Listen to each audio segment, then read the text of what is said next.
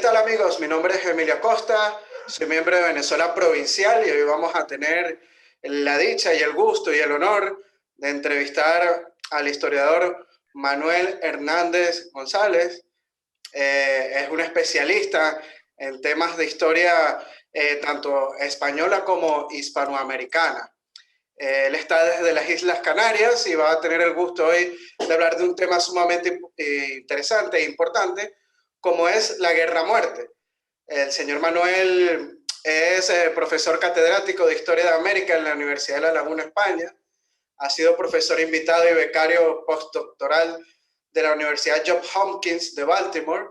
Publicado más de 60 libros, 10 de ellos en América, más de 50 ediciones con estudios críticos y más de 100 artículos. Miembro de la Academia de Historia de Canarias, de Cuba, de Venezuela, de República Dominicana. Ha ganado 6 premios de investigación histórica. Entre sus libros se pueden reseñar Los Canarios en la Venezuela colonial, que en el pasado podcast con él estuvimos hablando de ese tema. También Los Canarios en la Independencia de Venezuela, La América Española, Cultura, Vida y Cotidiana, Francisco Miranda y su ruptura con España, Medicina e Ilustración en Canarias y Venezuela, y también tiene muchos libros sobre la guerra-muerte, que es el tema que vamos a estar hablando y tocando el día de hoy. Así que, bueno, sin más, bienvenido, señor Manuel. Un saludo para la audiencia de Venezuela Provincial. Hola, buenas tardes. Buenas tardes.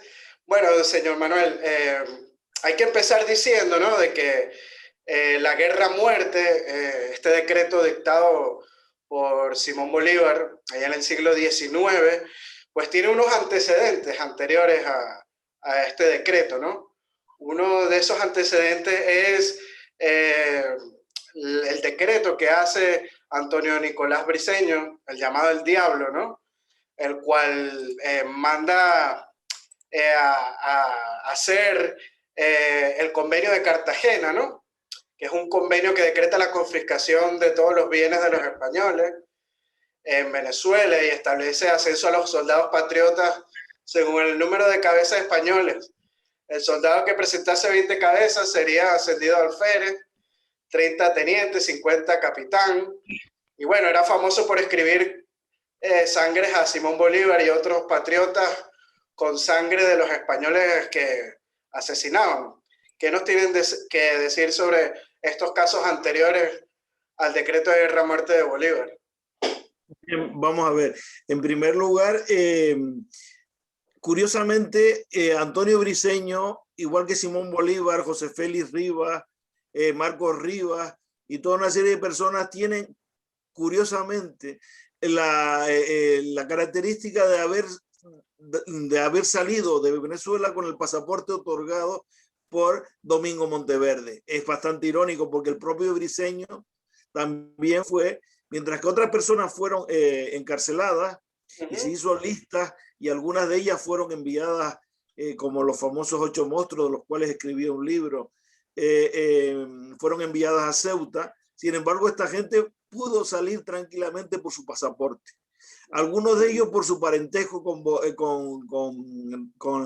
Monteverde, con el canario Domingo Monteverde y Rivas, que se autoproclamó capitán general de Venezuela, como es José Félix Rivas, que era primo hermano, Juan Nepomuceno Rivas, Marcos Rivas, que fue diputado, canónigo de la Catedral de Caracas y firmante del Acta de Independencia, y salieron junto con, en el mismo barco a Curazao, junto con Simón Bolívar, que además, como dice el propio Monteverde, le dio el pasaporte por haber, digamos, cogido preso a Miranda en el famoso incidente de La Guaira, junto con Miguel Peña y junto con De las Casas, ¿no?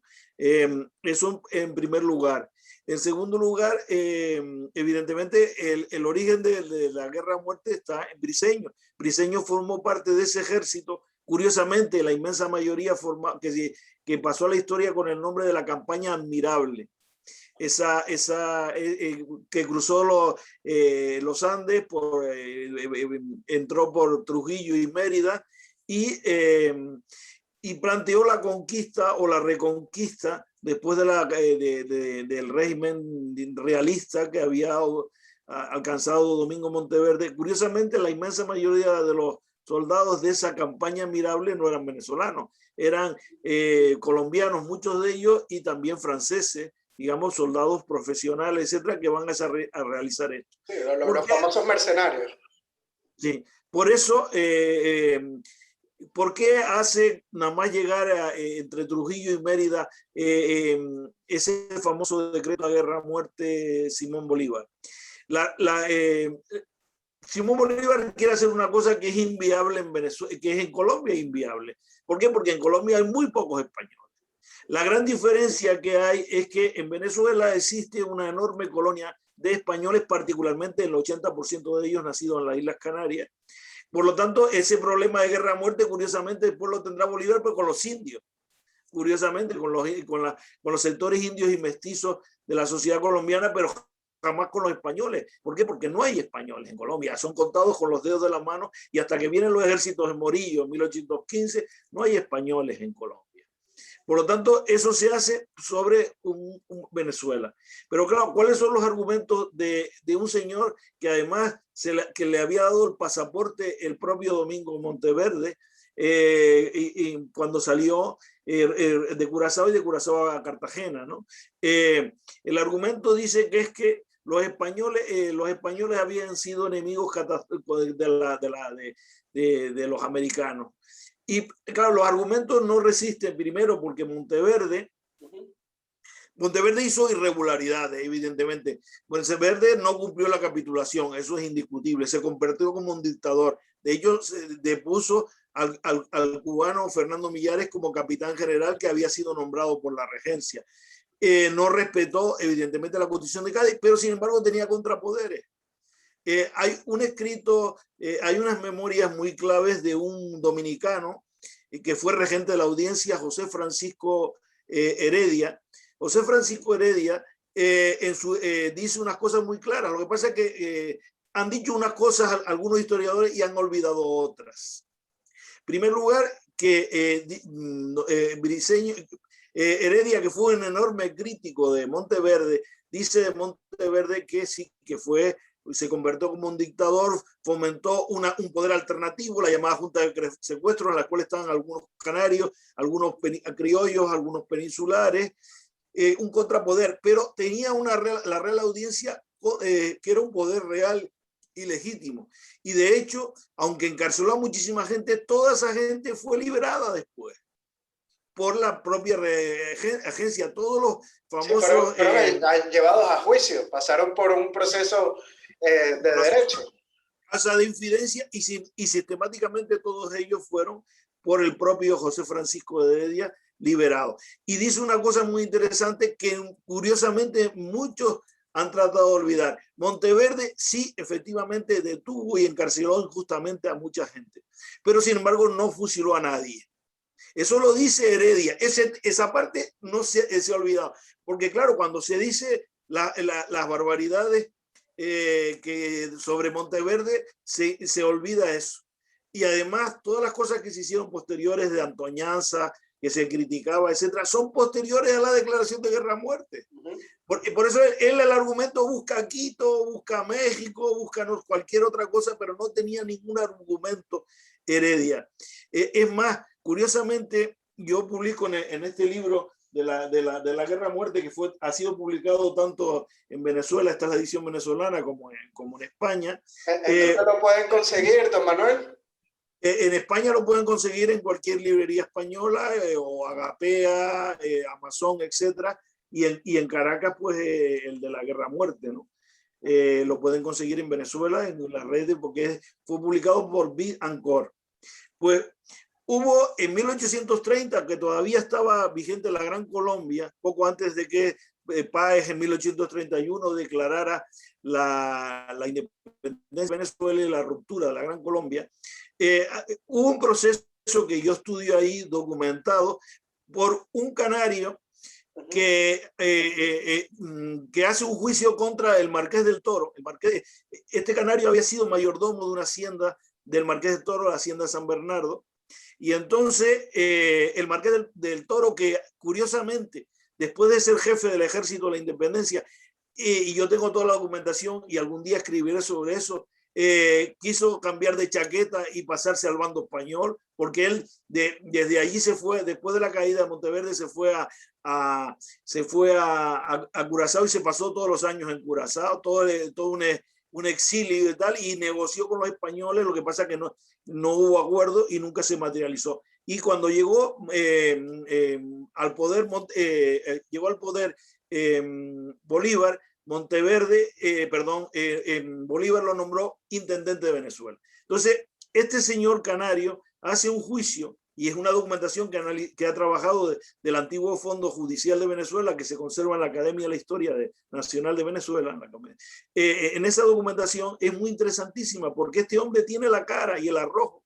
Él ya vivía entonces como un ganadero, tenía unas pequeñas cantidades de vacas y de ovejas que criaba, etcétera, de ovejos y de cabras y tal. Y entonces él reclama los salarios que le debía el Marqués del Toro, y además presenta los documentos, curiosamente, del administrador, que era un canario de Arona, que se había casado con la hermana del Marqués del Toro, y presenta todos los documentos.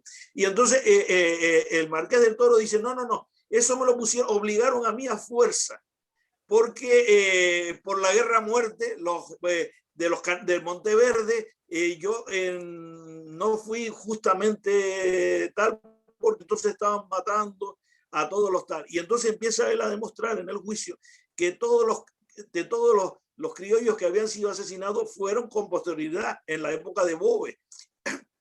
De hecho, Sanabria, que ya se había dictado la guerra a muerte por Bolívar. Por supuesto, y fue al año siguiente de la guerra a muerte por Bolívar. Y es más, este canario que he citado, que era de la zona de Arona y que se casó con una hermana del Marqués del Toro, y que fue al administrador de sus bienes, de esas haciendas y tal, murió asesinado por las huestes de Rosete, curiosamente, en los valles del Tuy, pero en 1814. Entonces, es curiosísimo, porque en este proceso empiezan a declarar testigos, y todos los testigos que él puede demostrar, el Marqués del Toro, son todos de 1814. O sea, y él demuestra que el Marqués del Toro, que Monteverde ni siquiera le quitó sus bienes, no fueron secuestrados sus bienes, y por tanto era toda una gigantesca falacia. Digo esto para el argumento central de que Monteverde lo que hizo fue irregularidades, Monteverde lo que hizo, pero no aplicó la guerra a muerte a los criollos, y nadie puede demostrar que aplicara la guerra a muerte a los criollos, y además el testimonio de Heredia es contundente al respecto. El más implicado de todo eso, el mayor crítico de Monteverde, que liberó a todos, a toda la élite criolla que se quedó en Venezuela, fueron todos liberados completamente. Entonces, ¿qué quiere decir la guerra a muerte? La guerra a muerte que ensaya en Trujillo, ya exhibe ya definitivamente en Mérida, copiando en parte los planteamientos de Briceño, del diablo Briceño, trata de dividir a la sociedad venezolana, porque hay que decir que en Venezuela en 1813 no hay ejército español. Es más, solo había 50 soldados, y la mayoría de los curiosamente, los militares de la guarnición, digamos, que vivían de eso, curiosamente fueron todos independentistas. Son los que va a llevar el propio Monteverde como venganza. Mires, Ruiz, que eran españoles, fueron llevados como venganza por haber apoyado la guarnición, que eran 50 personas, la guarnición de Caracas. Los únicos soldados profesionales, por lo demás, eran milicias de pardos, de blancos, y nada más. En Venezuela lo que había era una sociedad civil en la cual nadie era soldado profesional, ni siquiera Bolívar, ni Miranda, Miranda llegó como recién llegado. Eran capitanes de las milicias, no eran... Las milicias, por eso que las milicias no ganaban un duro. No eran soldados profesionales, es más, le costaba dinero. Era un elemento de prestigio social, de tener sometidos a los soldados que eran sus peones, etcétera, pero no era un elemento de sueldo, ¿no? Entonces, en Venezuela lo que había era una guerra civil. Y en esa guerra civil quiere diferenciar la guerra a muerte a los españoles y canarios dice Canario porque, claro, hay que tener en cuenta que los Canarios es un territorio ultramarino de España, es un territorio que está en África, que está por debajo de Marruecos, junto al actual Sáhara español, que fue conquistado y colonizado exactamente igual y que tenía poblaciones indígenas exactamente igual que los taínos, exactamente igual que los caracas, que los indios teques, que cualquier, o sea, digamos, era un territorio conquistado por España. Por tanto, por eso diferencia entre canarios y españoles, porque cuando habla de españoles, de hecho, repite, el tema sale incluso hasta en el bando, digamos, realista, se dice constantemente europeos, llamándolos, y los canarios, los africanos, incluso Cajigal dice los africanos esto, porque claro, para ellos, por eso él, fíjense ustedes que cuando reúne el Congreso de Panamá en 1824 habla de las colonias que todavía estaban por parte de España que debían ser liberadas, e incluye la misma moción que presenta Pedro Gual en nombre de la Gran Colombia en el Congreso de Panamá, incluía Cuba, Filipinas, Canarias y Puerto Rico, porque para él eran territorios ultramarinos. Lo que pasa es que, claro, nosotros asociamos lo que es la realidad, que Canarias siguió siendo parte de España y sigue siendo parte de España,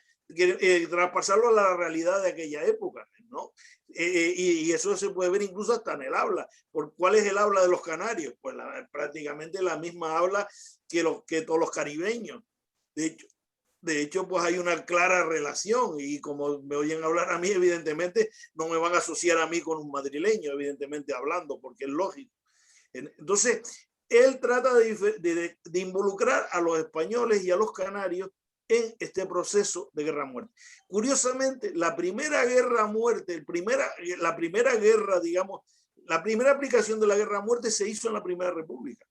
La Primera República de Venezuela, contra unos señores que no habían matado a nadie, unos señores que intentaron hacer una sonada en un sitio que se llama la Sábana del Teque, que nada tiene que ver con los Teques, con la capital actual del estos son los famosos fusilamientos de 1811.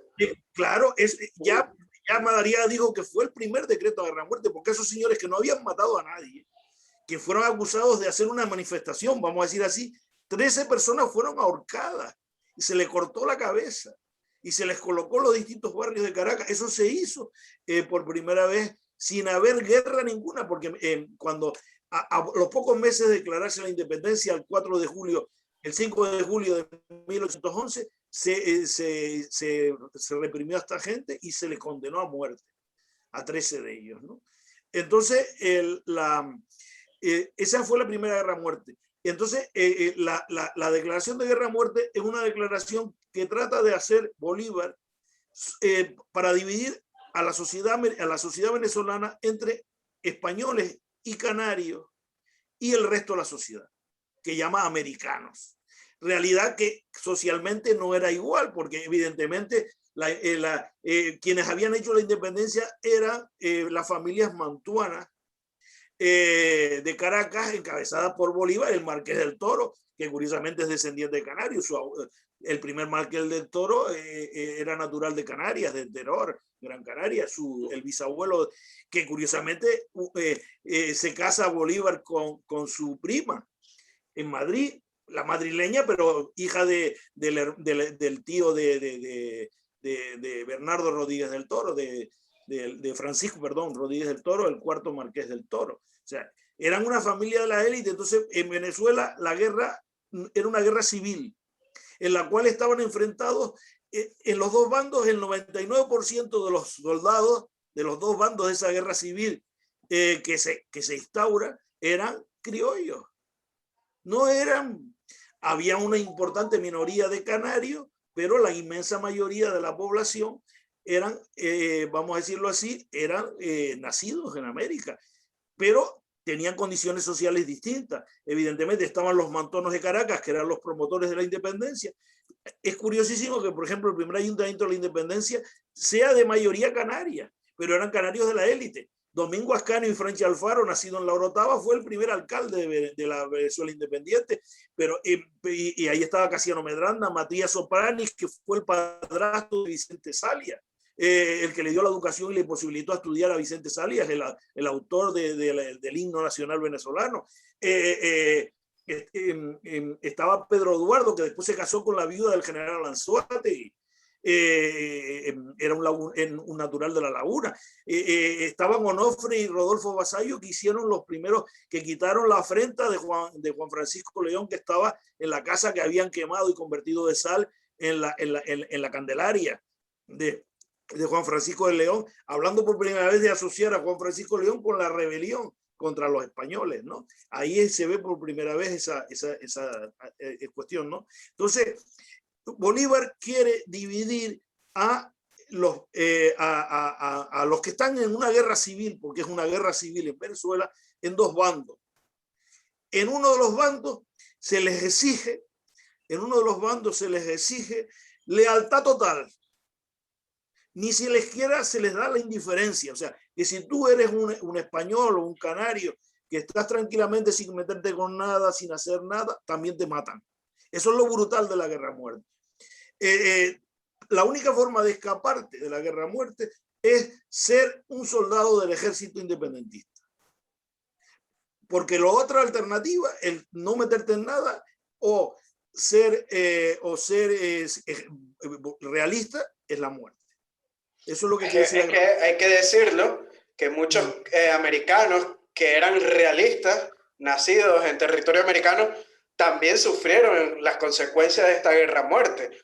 Hubo muchos asesinados americanos por ser realistas nada más. Sí, pero la cuestión curiosa del caso es que él dice lo contrario, que los americanos pueden ser los mayores realistas, los mayores asesinos, pero tienen la libertad y no son condenados a muerte. Trata de hacer una cosa, pero ¿cuál es la consecuencia de la guerra a muerte? Él la va a realizar. En este libro estudiamos, gracias a los archivos parroquiales y también documentación de los procesos civiles y criminales de la antigua audiencia de Caracas, hemos estudiado pueblo por pueblo y hemos encontrado, por ejemplo, como en Trujillo, que había muy pocos españoles, los dos fueron pasados por la piedra y ponemos la documentación de que era un canario y un peninsular, fueron condenados a muerte y uno de ellos además tenía 80 años. Y empezó ahí, pero es que donde más se dio brutalidad de todo eso fue en Aragua. Hemos estudiado pueblo por pueblo, desgraciadamente la Victoria se perdió toda la documentación parroquial, pero hemos reconstruido a través de la documentación civil, pero en los distintos pueblos, en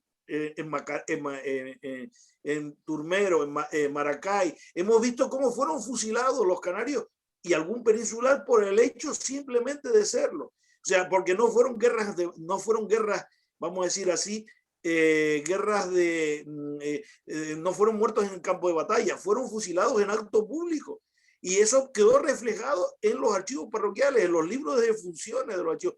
Y hemos estudiado todo eso, incluso en Nirgua, que curiosamente fue el único pueblo mulato, porque la corona le dio a sus miembros el ser constituir cabildo, siendo mulatos por haber conquistado el territorio a los indios. Pues pasó lo mismo, porque en Nirgua, los de Nirgua apoyaron el realismo. ¿Por qué? Porque ellos estaban luchando contra los mantuanos toda la vida, por la propiedad de la tierra, por lo mismo que luchaban los llaneros, porque claro, los llaneros se encontraron con las ordenanzas de los llanos que la tierra era para estos terratenientes.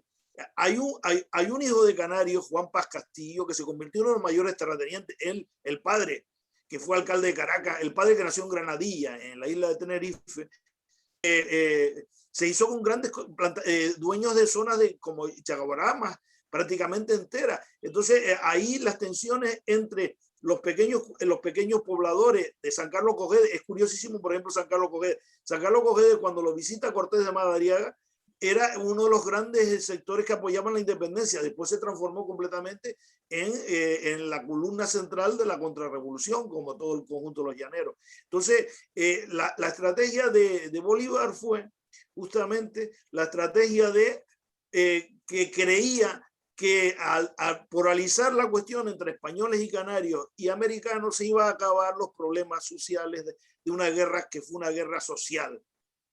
Y eso terminó además en La Guaira, porque todos los desgraciados que se quedaron en La Guaira porque no cogieron barco para salir. Sí, los enfermos del hospital. Los enfermos del hospital y todos fueron fusilados. Eso fue una de las mayores barbaridades, sin juicio ni nada. Al mismo tiempo... Y lo peor es que no solo fusilados, sino para ahorrar munición, con piedras les aplastaban la cabeza, o sea, un salvajismo totalmente increíble.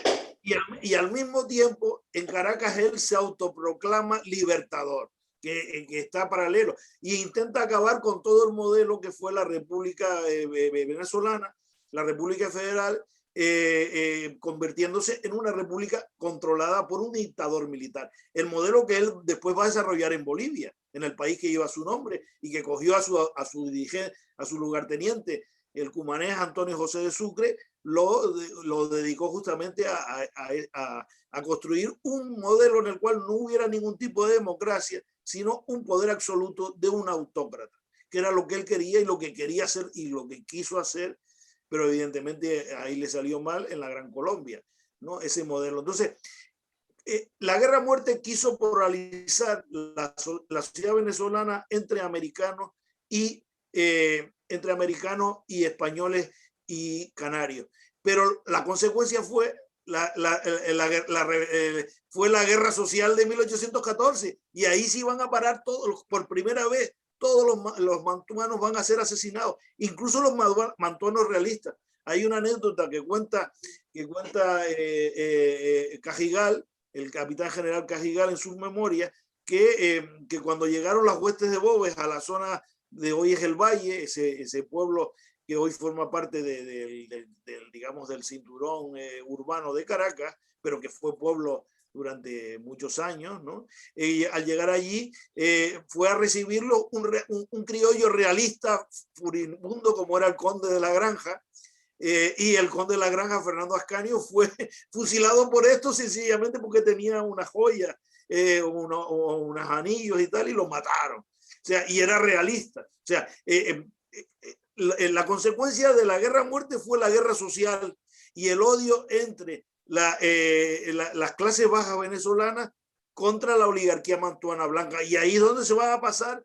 Por eso en el TUI, como decía Bove, dice, no quedó un blanco. Se dedicaron a... Pero hay que decir que Boves, antes de entrar a la guerra, sufrió esta guerra a muerte de Bolívar porque a él le asesinaron a su esposa, que era una mulata. Y la violaron y la asesinaron.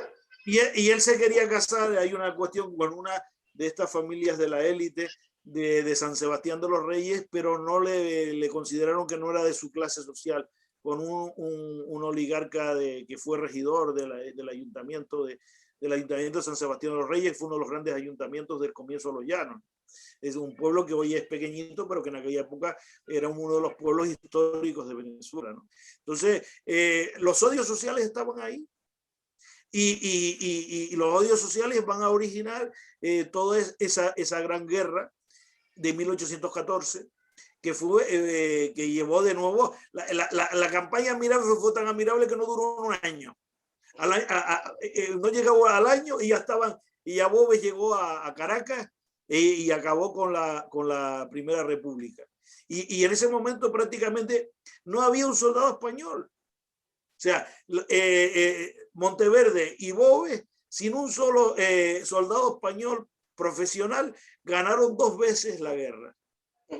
Y por tanto, en 1814 se puede decir que los esfuerzos de Bolívar fueron totalmente desastrosos desde el punto de vista político. ¿Qué cambió?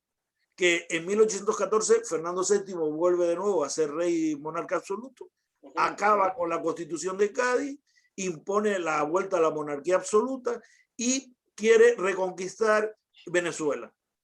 Fue el único territorio de América junto con Colombia, porque claro, es la misma expedición, que se enviaron soldados españoles. Cuando se dice de guerra de independencia, en Argentina no hubo un solo soldado español. La guerra fue una guerra interna. De hecho, estoy estudiando ahora, curiosamente... Oye, y hay que decir que de esos 15.000 soldados que manda Fernando VII, una parte se quedó en Puerto Rico antes de llegar a tierra firme. Sí, pero lo que quería decir es que en Argentina no hubo guerra.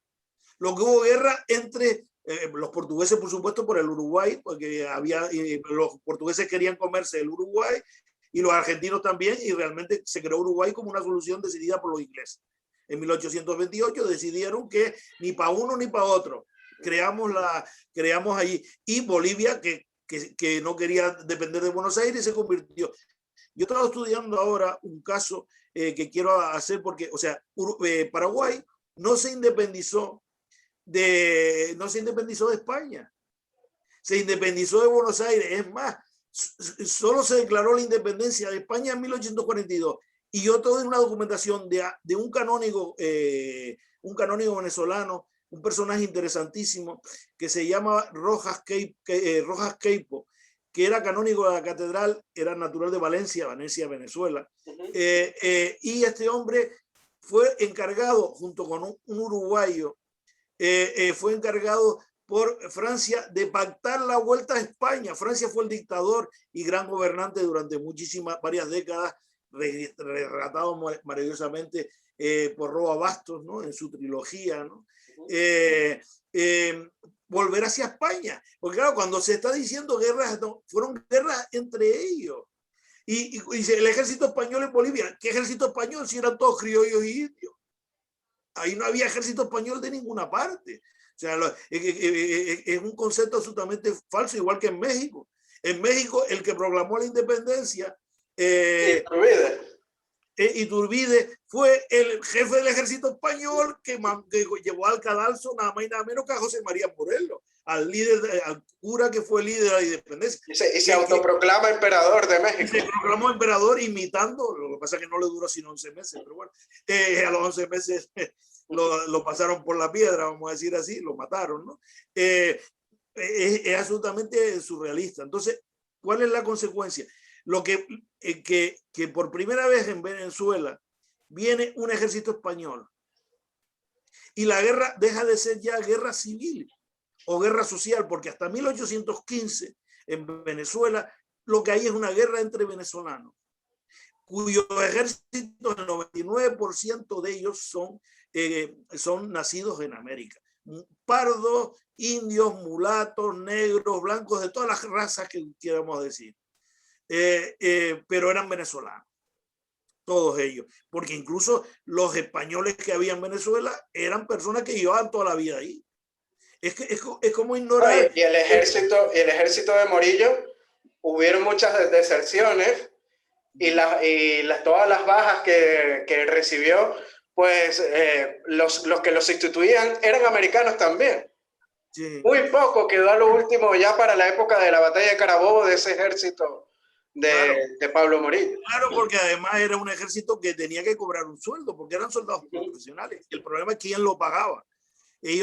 Morillo se dedicó entonces sí a secuestrar los bienes de los hacendados, pero ya las haciendas ya no había comercio, por tanto no había rentabilidad económica, era muy complicado mantener a todo ese ejército allí y tal. Pero lo que sí va a ser un hecho fundamental es que Morillo viene creyendo lo mismo que hicieron los ingleses cuando fueron a Estados Unidos en la guerra de independencia de las 13 colonias, lo mismo que se hizo cuando los franceses y los ingleses lucharon por el Canadá en la guerra de los 7 años. Creían que se podían aplicar las doctrinas militares de la guerra estilo Waterloo en América. Y el ejército, con el arte de la guerra, ganaba. Eso como era inviable. Entonces, ¿qué es lo que hay un hecho decisivo? Que cuando llega Morillo les dice a los guerrilleros que ya habían conquistado, ya estaban a punto de conquistar la Margarita, que era más complicado porque había que ir en barco, como lógico, la isla de Margarita. Entonces les dice, usted desmovilícese. Ustedes, digamos, son ejércitos secundarios, no sirve para nada. Y entonces ahí viene la habilidad de un señor como es José Antonio Páez, que era un llanero, de atraer a un llanero que probablemente, aunque él no quiso decirlo, de origen canario, de hecho, pues habla en su memoria que trabajó con su primo natural de las Islas Canarias, Domingo Páez, y tenía sangre canaria por todos lados. Lo que pasa es que tenía un problema que era una descendencia ilegítima por el apellido Páez, o sea, que era fuera del matrimonio. Y eso, él probablemente había sido realista. Eso lo oculta en su memoria. Pero eso pasó mucho. Pero había como al cambio de bando, como cambiaron de bando el 90% de los llaneros. Entonces, bueno, ¿qué es lo que una de sus manos derechas, el negro primero, cambio de bando, él es realista. Claro. Sí, claro, por supuesto. Y muchos dirigentes de toda su, pues lo van a hacer. Entonces, lo que hace José Antonio Páez les dice, miren, el ejército de la Primera República y el ejército de la Segunda República era un ejército oligárquico, en el cual los ricos eran los capitanes generales, los coroneles como el Marqués del Toro, los Ustaris, toda esta familia. Ahora los Tobar, ahora el ejército se aplica un nuevo criterio. En función de la eficacia se asciende y además se les da tierras como compensación por la... Entonces empiezan esos llaneros que habían sido desmovilizados, marginados, etcétera, empiezan a cambiar de mando. Y eso se va a dar claramente, y eso explica que en 1821 el 90% de los soldados de la batalla de Carabobo eran antiguos realistas. Y eso explica que además, eso lo explica muy bien y cuando yo publiqué el libro de los canarios en la independencia de Venezuela, que también está publicado tanto en Canarias como en Venezuela, hay un testimonio de un canario que plantea justamente él, que está en la isla Margarita, está con Páez, es partidario, era un majorero de la isla de Fuerteventura. Este hombre dice que los canarios habían cambiado de bando porque se sintieron muy maltratados por Morillo. Y entonces, y eso explica, y él apoya, y entonces hay un cambio importante. Hay un famoso dirigente que incluso fue general en la conquista del Perú, Blas Cerdeña, que había sido capitán realista y pasó, desertó y se convirtió, de hecho fue uno de los que programó esa política de hacer una república, una confederación peruano-boliviana en su momento, en los años, y él murió allí en Lima. Fue uno de los dirigentes y fue general de Perú. Pues los canarios fueron maltratados por... yo publiqué un diario, yo publiqué un libro que se llama Testimonios de los Canarios en la Independencia de Venezuela, y están los diarios de Pedro Eduardo, tanto los realistas como los partidarios de la independencia. Y uno de los que yo publiqué fue un hermano de este Domingo Ascanio y Franchi Alfaro, que curiosamente este señor era suegro de un cubano, Francisco Javier Llanes, que fue firmante de la Alta Independencia, fue un famoso historiador y diputado, y yo encontré en el archivo, en la Academia de la Historia, el diario de este hombre, de Juan Ascanio Franchi Alfaro, y él dice no, que sentía y tal que los canarios habían cambiado de bando y todo lo demás, y todas esas cosas. Pero lo importante del caso es que en los años que van entre la rebelión de 1814, ¿no? la segunda caída de la independencia, y en la batalla de Carabobo, los canarios, como el conjunto de la sociedad de clase baja venezolana, porque los canarios de la élite, como este Ascanio Franchi Alfaro, que nació en la Orotava, en Tenerife, todos apoyaron la independencia. Fernando Gay Muñoz fue el primer ministro de Hacienda. José Luis Cabrera, un famoso médico, siempre estuvo con la independencia y se exilió y estuvo viviendo como Pedro Eduardo en las islas de Saint Thomas, en estas islas danesas que hoy son norteamericanas desde 1885, ¿no? Que Dinamarca las vendió, Saint Thomas y Santa Cruz, que las vendió a Norteamérica, y hoy forman parte del territorio norteamericano, lo que no forman estado. Pero bueno, tampoco las Marianas, ni Puerto Rico tampoco.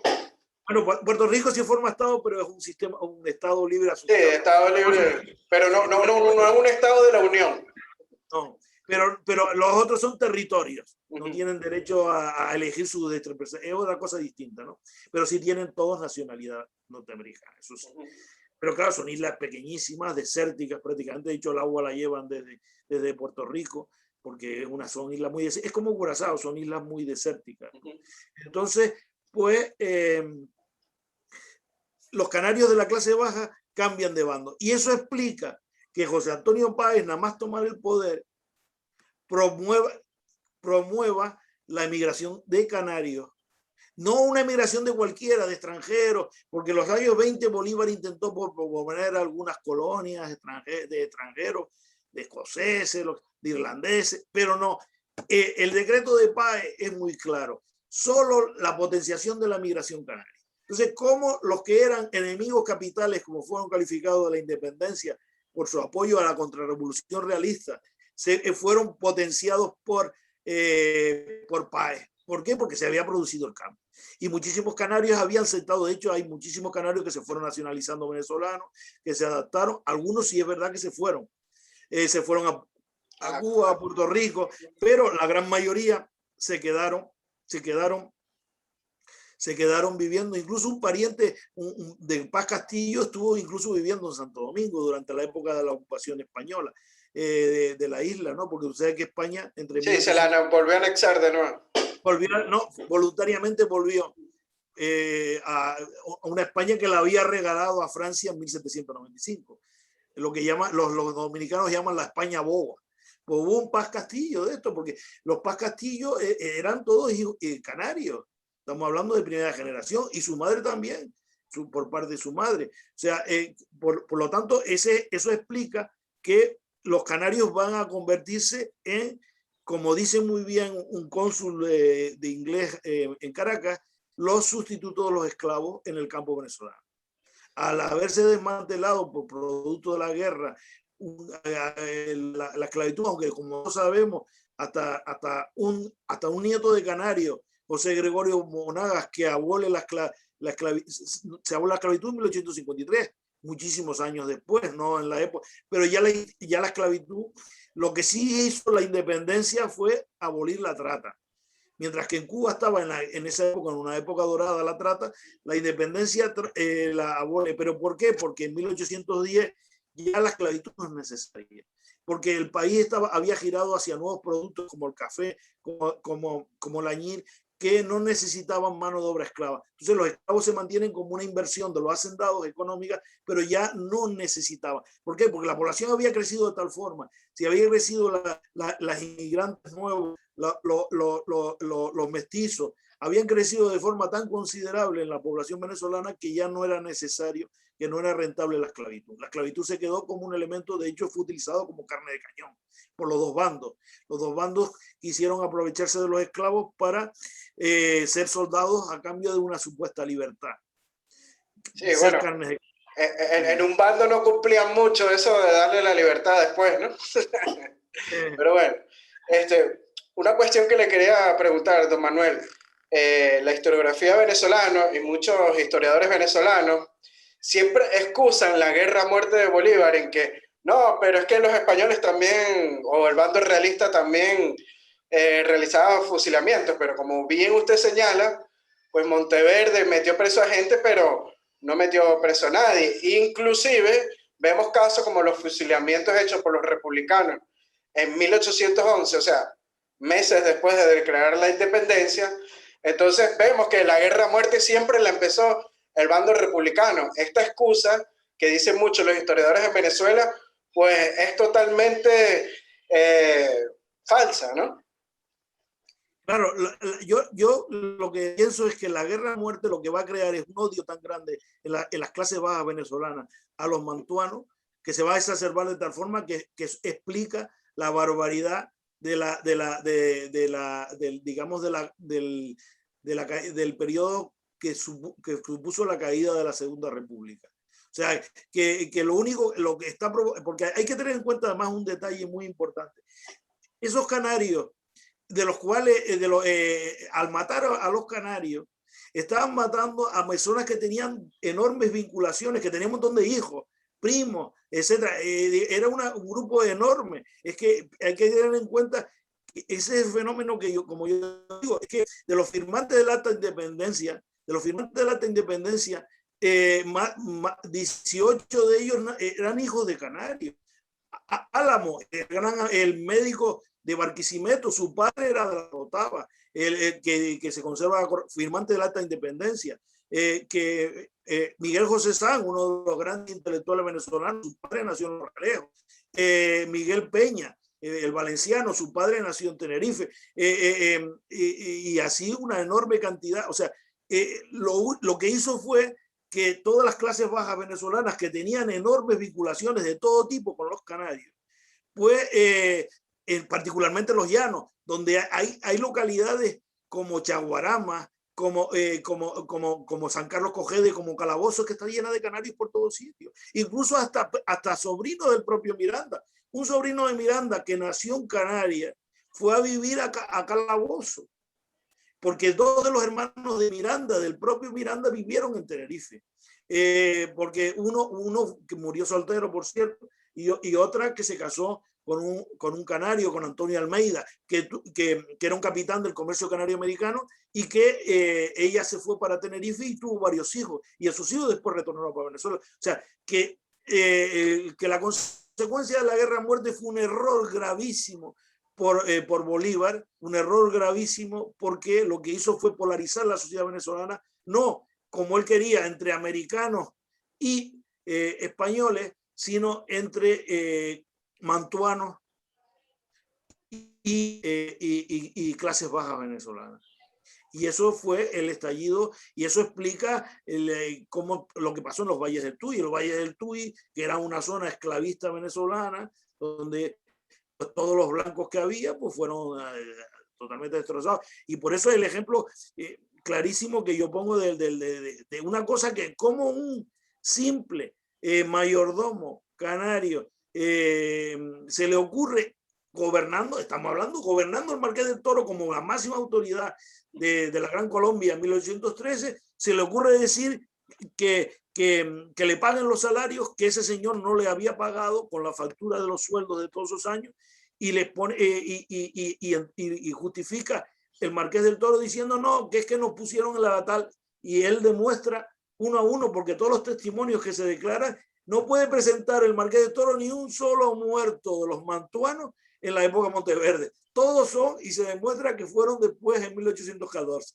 Es un documento absolutamente, un proceso judicial absolutamente alucinante, que yo me quedé loco cuando lo estuve consultando en la Academia de la Historia de Venezuela. Como además, y no pueden decir que se hizo en el gobierno Monteverde, se hizo en el gobierno del Marqués del Toro como intendente de Venezuela en la Gran Colombia, en 1830, en víspera de la ruptura de la Gran Colombia y de la creación de Venezuela como país independiente, ya fuera de la Gran Colombia. Así es. Bueno, otra pregunta que quería hacerle, don Manuel, es una vez que se le pone fin a este decreto de guerra-muerte con el tratado de regularización de la guerra entre Morillo y Bolívar, que muchos en Venezuela dicen que Sucre fue el gran ideólogo de este tratado, cosa que en verdad no le veo la base para decirlo. Hay que decir que el bando republicano nada más de papel dio por concluida la guerra a muerte, porque después vemos capítulos como en la masacre de la Navidad Negra en Pasto, en Colombia. Ellos siguieron con este proceso de sometimiento y genocidio a la población realista. Hay que decir que la población de Pasto era de mayoritariamente indígena. Sí, por supuesto. Evidentemente, vamos a ver. ¿Qué es lo que pasa? Estamos en 1820. En 1820, en España, se le obliga a firmar a Fernando VII, porque se ha sublevado una guarnición dirigida por Riego, que en Alcázar de San Juan, en la provincia de Cádiz, que iba a ir a América, y dicen que no, y obligan a Fernando VII a ser monarca constitucional. En 1820, cuando se producen estas negociaciones que tú nombras entre Morillo y Bolívar, el ejército español sabe que no tiene nada que hacer en Venezuela, pero lo que trata es de firmar una amnistia, que es lo que se hace. Se firma un armisticio. Pero para Bolívar el armisticio era solo ganar tiempo. Y es porque no lo van a cumplir. O sea, el armisticio fueron 6 meses en los cuales ellos se preparan para dar la ofensiva definitiva, que es la batalla de Carabobo, y después la batalla de Maracaibo, que quedó como el gran reducto de los realistas, el único reducto que quedó de los realistas en territorio venezolano. Entonces, realmente lo que firman es un armisticio nada más. dice, acaba la guerra a muerte, no, firmamos un armisticio por el cual durante un periodo de 6 meses estamos, no nos matamos unos a otros. Pero eso fue preparado para ya realmente, y como se demostró, pues Bolívar rompió ese armisticio y entró en la guerra definitivamente. ¿Por qué? Porque ya los huestes de Morillo estaban enormemente diezmadas, no tenían ninguna posibilidad de recursos, etcétera. Y aunque en el trienio liberal, aunque no se reconoció, porque hay que tener en cuenta que solo se reconocería a los nuevos gobiernos en 1835, muchos años después, todo el mundo sabía ya que era inviable sostener, y después de lo que había caído ya en ese mismo momento, el plan de Iguala y la caída de México, ya no tenía ningún sentido seguir con no había recursos ni posibilidades ni vías para continuar la guerra, ¿no? Y por tanto, de suprimir la guerra a muerte, no. Lo que hicieron fue un armisticio que van a romper los propios ejércitos de Bolívar y acabar ya definitivamente con la guerra, ¿no? Sí, o sea, la guerra a muerte siguió hasta los últimos días, eso hay que decirlo, porque muchos Sí, pero historiadores en Venezuela... esa guerra a muerte se aplicó en Colombia sobre población, como en Colombia apenas habían españoles, se practicó con los que se habían sido realistas, los indios, como habían sido realistas los llaneros venezolanos. O sea que Y como sucedió después de Colombia en Perú, que mucha gente que estuvo en la gran fortaleza de Callao, al dejarlo salir, fueron asesinados con sangre fría también, por las fuerzas de Bolívar mandadas por otro venezolano que se llamaba Salón, ¿no? Sí, es que hay que tener en cuenta que además en Perú no hubo ejército español nunca. O sea, que cuando hablan de ejército español es simplemente el ejército realista español. Si hasta el jefe del ejército, Goyeneche, era de arequipeño. O sea, que el único español que había ahí era el virrey para contar, y el virrey Abascal y todo lo demás, pero realmente toda esta gente era todos criollos, indígenas o de origen o en español, evidentemente nacidos en... Así es. Bueno, una última pregunta, don Manuel, ya estamos acercándonos a la hora del podcast. Quería preguntarle lo siguiente, ¿no? Hay que decir que Pablo Morillo, pues siempre trató de imponer la ley a Venezuela, y es por eso que muchos llaneros se sintieron como relegados, ¿no? Porque él trató de volver al orden anterior establecido, y pues tenía que cumplir con las leyes. Y él, a la hora de ejecutar a algún prisionero, lo hacía bajo juicios sumariales, siempre, que la persona tenía el derecho a defenderse. Esto no pasó jamás en el otro bando.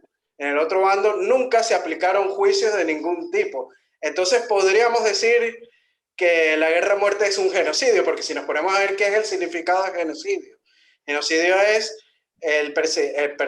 la persecución y el asesinato de alguien por raza, pensamiento o pensamiento político. ¿No es así, don Manuel? Bueno, en cierto sentido, sí, claro, por supuesto. Lo que pasa es que evidentemente lo que trató de vincular a una minoría insignificante de la población venezolana como la culpable, digamos, la culpabilizadora de todos los males de América, ¿no? O sea, señores que evidentemente que vivían en Venezuela y que trabajaban en Venezuela, pero que habían, simplemente porque habían nacido al otro lado del Atlántico, ¿no? Simplemente y evidentemente Morillo, curiosamente Morillo sí, lo que sí se dedicó junto con Boves, y eso estoy escribiendo un libro que trataré de acabar, porque me falta ver una documentación en Indias para completar lo que Morillo lo que sí se dedicó fue a expulsar a frailes y a curas venezolanos que los mandó a Andalucía. Eso sí, curiosamente, sí se dedicó y sí hizo una causa. Y lo que pasa es que uno de los que envió, uno de los barcos lo incautó un corsario, y ahí escaparon uno de origen canario, Pedro Grimón, que después fue diputado de la convención de un clérigo cumanés, que fue, barcelonés, perdón, de Barcelona, que fue diputado de la Convención de Ocaña, y un señor que murió allí en Cartagena de Indias, que fue canónigo deán de la Catedral de Caracas, que se llamaba Santiago Zuloaga, porque ese barco fue capturado porque los venezolanos, digamos, los republicanos dieron licencia a corsarios norteamericanos porque ellos no tenían flota, para atacar a los barcos españoles. Y uno de esos barcos que estaba llevando a cuatro curas venezolanos fue capturado, y por eso esta gente, Santiago Zuloaga, Pedro Grimón, etcétera, no fueron llevados a España, pero otros muchos curas, sin embargo, sí los llevó Morillo, igual que había hecho antes Bove. Curiosamente, Monteverde, el único cura que llevó fue al chileno José Madariaga. Cortés de Madariaga, pero Bove sí llevó unos cuantos. Curiosamente, el jefe de Bove, es una cosa realista, el gobernador que nombró Bove había sido el gobernador antes, era un criollo que había sido el gobernador en la época anterior de la Primera República, y que ahora va a ser el gobernador de Caracas con los realistas. Es como el caso esperpéntico, pero ese, claro, ese ya al final terminó con tantos cambios, que fue un extremeño, que fue el Marqués de Casaleón, que ocupó cargos en todos los periodos históricos hasta el final, en un bando y en el otro, ¿no? Ese fue un caso absolutamente increíble, que su hermano había sido intendente de Caracas, y su otro hermano canónigo de la catedral. Uno de los pocos extremeños que vivían en Venezuela en aquellos momentos, ¿no? Pero fue un personaje absolutamente singular. Hizo una gran fortuna con el comercio del añil, y fue un gran terrateniente en Maracay, etc.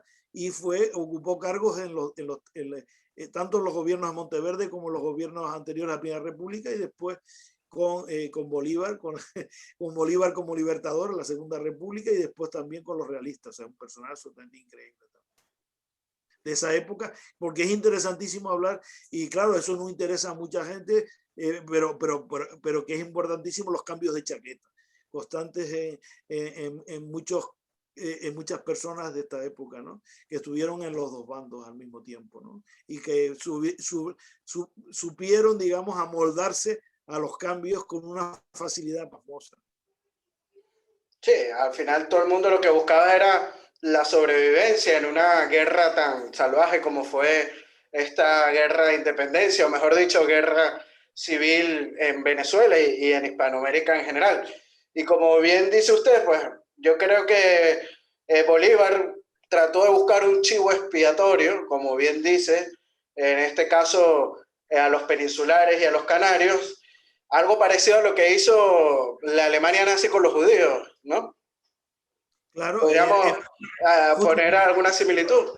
Justificar, digamos, que además esa teoría de que dice que los cargos, que sí, todavía mucha literatura venezolana, que los cargos políticos estaban en manos de los peninsulares, cuando el poder económico no estaba en manos de los peninsulares, el poder económico estaba en manos de los criollos, y eso está clarísimo, ¿no? O sea, que no pueden decir que era como una cosa, digamos, como la apartheid el apartheid de Sudáfrica, ¿no? Las élites criollas tenían el poder en Venezuela, el poder económico, el poder real.